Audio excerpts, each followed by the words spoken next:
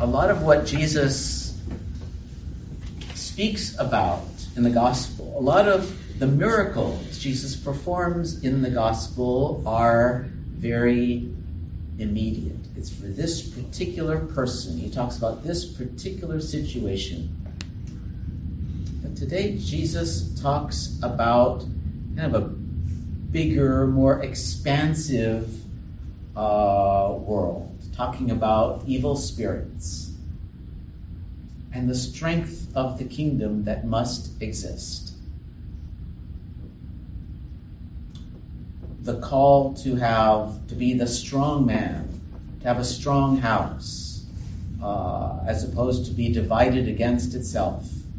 Jesus says that's the necessity. That is the sign of the kingdom of God. Today, the church celebrates one of its pastors who tried to bring the kingdom on earth to be stronger than it had been. Today we celebrate John the 23rd, who was Pope for less than 5 years, from 1958 to 1963.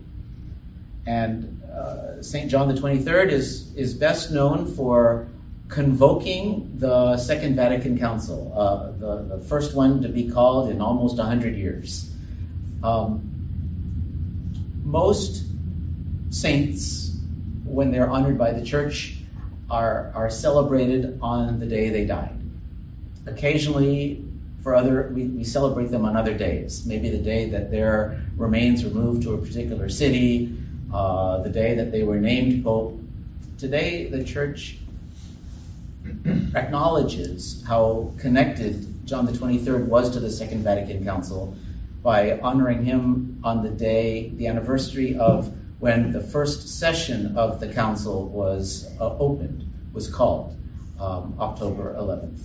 So we ask for his prayers today, because just no less than 50 years ago, and no less than in the time of Jesus, the kingdom of God on earth needs to be strong, needs to be united, needs to be defended against all kinds of temptations and evil around it.